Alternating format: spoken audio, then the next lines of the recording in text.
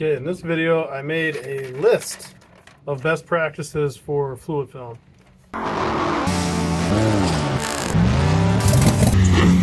So these are all ideal things. Do as I say, not as I do.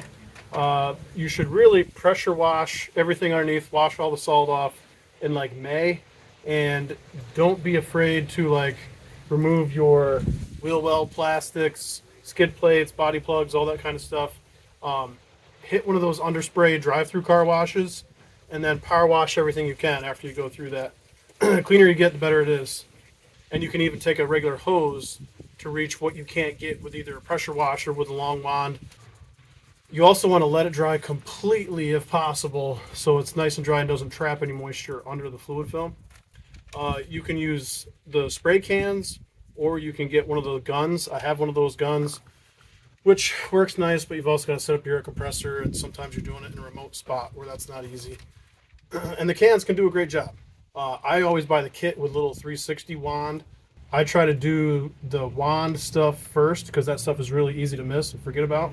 And definitely use the straw on the end for everything else. You get a much better spray pattern. The fan kind of sucks if you don't use a straw. If you use a straw, it actually works really well. And you can spray it quite a ways that you can't really reach. It'll give you a nice straight shot. I get everything underneath first, all the really hard to get to stuff. I even put my car or truck, whatever you're doing, up on like an open trailer. If you have an outdoor lift, that'd be perfect. But an open trailer works too. Get everything that's really hard to get, and then because it gets to be a total mess underneath. You don't really want to do it inside. And if you get all the really hard to stuff first underneath, then you can come back and hit this stuff later, and you don't have this stuff. You're not smearing up against it or have it dripping on you or anything. Don't be afraid to remove stuff to get to it. Like I remove taillights, bumpers, stuff like that, to make sure you're really thorough in your fluid film job. You do want to stay away from brakes. Obviously, you don't want to lubricate. Your exhaust is just going to burn off. It's not great for rubber, they say, so I stay away from tires and brake hoses and stuff like that.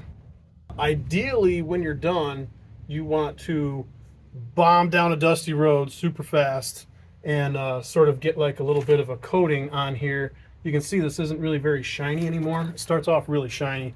If you can hit it with some dust, that sort of locks everything in place.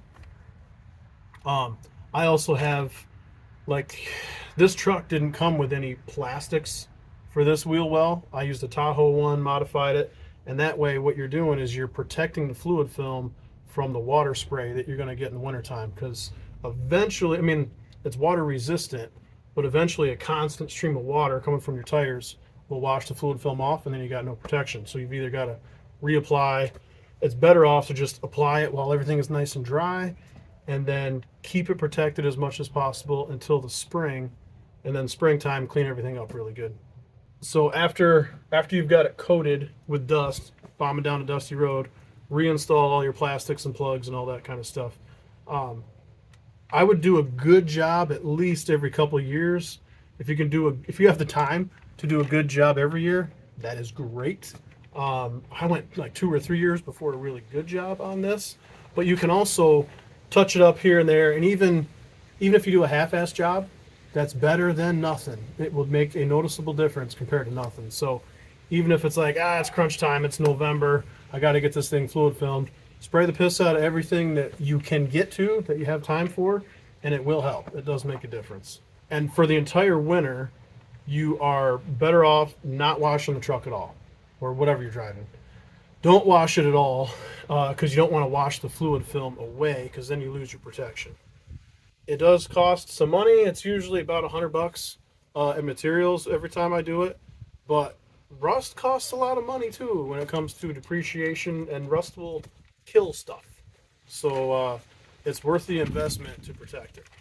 This truck specifically, last of the big blocks, last of the manual transmissions. I want to keep this thing forever, and I don't want new junk. So I'm doing all I can to keep it clean. It comes in 2 flavors, natural and black. The black looks a little better, but it's a little more expensive. I usually buy a kit of each, and I use the black for everything that's visible and the natural for the stuff that's inside the rockers, all that stuff that's not visible anyway. So for the first time in years, I'm actually going to get to cleaning and fluid filming this thing before like November. To do it right, it's nice to pull the plastic fender liners out, get everything all nice and clean. So like this doesn't turn into like this here. I want to keep this truck basically forever.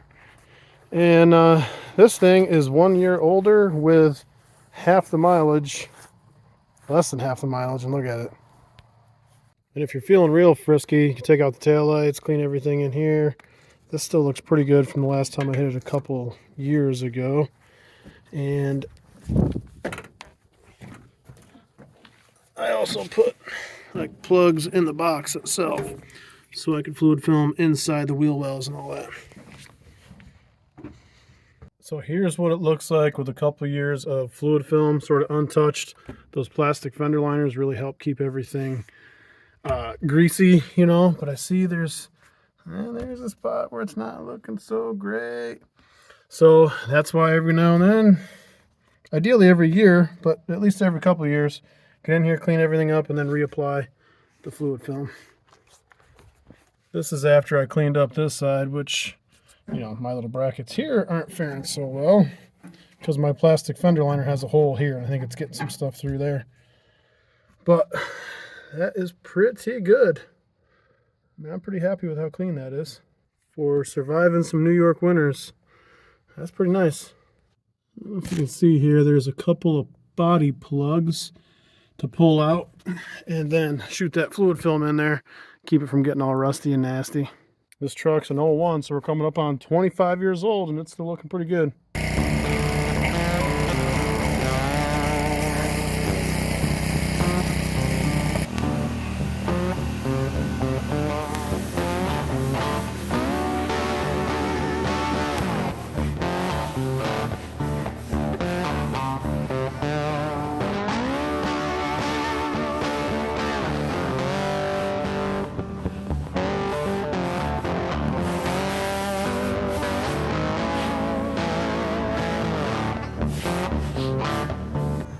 Alright, I'm loading the truck up so I can fluid film it from underneath with my poor man's lift here. And I hooked it up so that it wouldn't go anywhere. And there's daylight under there. I did put it in 4 low. I guess that's a good thing. Alright, here I am like a week later, back at it. Maybe I can actually get this done. So we got everything all thoroughly coated and nasty looking, which is what we want for this stuff. These little extensions you put on here shoot all over the place. Well, my plan was to show you how well this works, and it is good for getting in the spots, and this is squirting out here, but it's also making a goddamn mess. I've used it before for access to like these little holes in the bed, but yeah, it's also making a mess. Big time. So my plan was to show best practices. Ideally, it's nice to bomb down a dusty road and get all the fluid film covered in dust and dirt and stuff like that. I got a little bit here, not much. It's been doing nothing but raining and shitty weather.